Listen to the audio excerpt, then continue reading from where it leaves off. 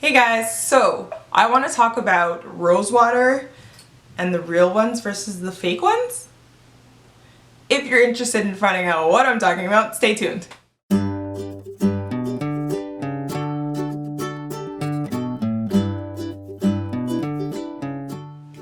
So I've been hearing about rose water for a few years, pretty much ever since I went natural originally when I had loose natural hair. That was back in 2012. So I used it maybe once or twice in that journey of my loose natural hair and it was fine. Didn't really notice anything. I mean, it was great. Didn't do anything bad. It was definitely moisturizing, but it wasn't like, oh my gosh, rose water. But ever since I've started this braid lock journey, I've heard a lot more people talking about rose water to moisturize their locks. So I'm getting back into it. Now that I'm back into it, I'm a little confused. I feel like there's a real rose water and there's a fake rose water. Let me explain. The reason why I say that is because I bought two different kinds of rose waters. One from my regular grocery store, which is Maxi, also known as like No Frills, depending on which area of Canada you're from. And then I saw another one at a local organic store that was a little bit more expensive, only by like 10 or 20 cents, but the ingredients seemed a little different. So for the one that I got at the organic store, it was $2.95 plus tax, and it just says rose water as the ingredient.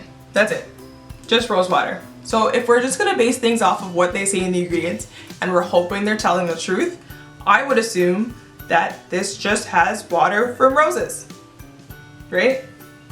Then from the one that I got from Maxi or No Frills, it says in the ingredients, distilled water and rose flavor.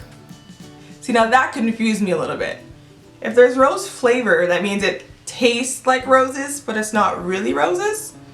So in order for me to figure out which one works the best, because even though some things aren't natural, I still use them for my hair, so maybe this is still good for my hair regardless. So I tried both of them out, 1 week each, and then I tried 1 week with both of them combined. So for the first week, I used the fake rose water. That's the one with the distilled water and the rose flavor. The smell itself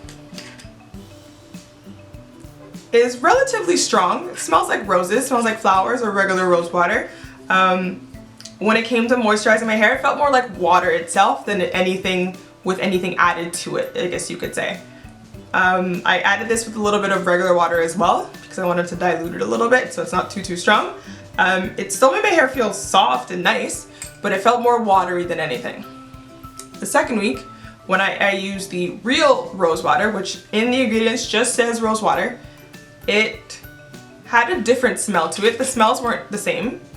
This one was a lot more strong and smelled a little bit more like actual roses. The other one smelled like a little bit fake, I guess you could say, but this one is a lot more stronger and the smell is a lot more distinct as like a rose or a flower.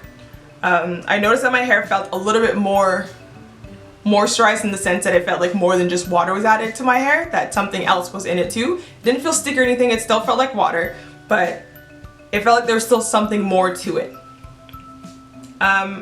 As I said, this was $2.95 plus tax, and the distilled flavored version of rose water was $2.75 plus tax. So generally speaking, they're not that big of a difference in price. Size-wise, they are both 300 milliliters or 10 ounces. So size-wise, they're pretty much the same thing, but it seems like you're paying a little bit more, as usual, for the real thing. So in the third week, I combined two of them together with a bit of water, like usual. The scent was definitely stronger, of course. Results, pretty much the same thing throughout the whole process of trying both of them, seeing how they work, seeing if they make any difference. The only two big differences were the scent and then the actual feel of the water itself. So it really just depends on what you're looking for. If you're looking for something that's more natural, I would probably go with something that says rose water or roses and water, rather than something that says distilled water and rose flavor. Could the rose flavor be natural? Maybe, not really sure, but they're not making it seem very likely, you know what I mean? So it's really your preference. As I said, this was $2.95 plus tax, this was $2.75 plus tax, so it's only a 20-cent difference, not really that big of a deal, less than a quarter. With tax, it's probably about a quarter. So yeah, try it out. Let me know if you notice any different versions of rose water. Is this a real one? Is it fake? Are they both fake? No one really knows, but I think I'm probably gonna go with the one that's rose water only, mainly because I'm trying to use as many natural products as possible within a good budget. and this is not expensive, and it lasts a decent amount of time considering you are diluting it with water as well. You can also add other things. I've heard of people adding oils, maybe other moisturizers like glycerin. It's really up to you. But so far, rose water with a little bit of extra water is doing well for me so far. Stay tuned, and I will see you guys in the next one. Bye!